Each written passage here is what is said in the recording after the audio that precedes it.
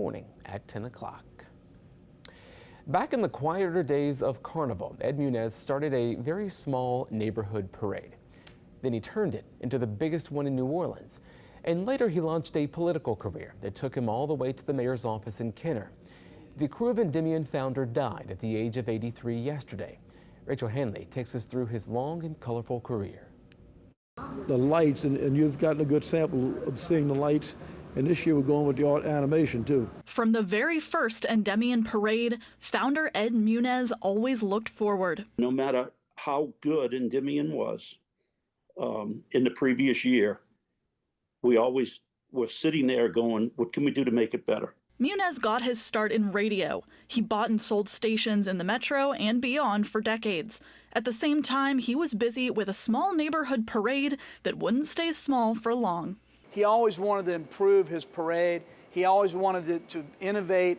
He always wanted to be on the cutting edge of whatever was going to be the new thing. Those who knew Muniz say that's how he turned Endymion into one of the biggest events of Carnival season. He was always thinking, always moving, always looking ahead, always had a vision. Of course, it always helps to have a little friendly competition.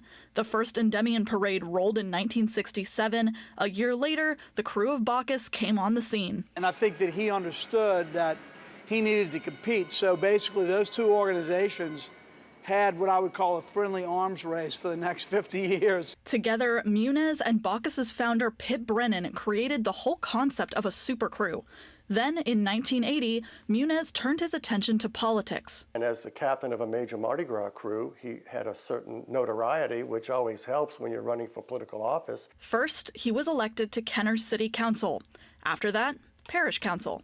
Then he crowned his political career with a term as mayor of Kenner. He always served honorably. There was never a scandal associated with Ed Muniz. But through his long career, it was Muniz's family that kept him the busiest. He and his wife, Peggy, were married for 58 years. All he really wanted to do was be with his family. He just wanted to have everybody together. That includes his 3 daughters, 4 grandchildren, and a great-granddaughter. They and those he touched in the carnival world will carry his legacy forward. He's a carnival icon that's now gone. So I guess it's up to us now to keep it going. Last week, the Krewe of Endymion unveiled Endymion Garden on Delgado's campus.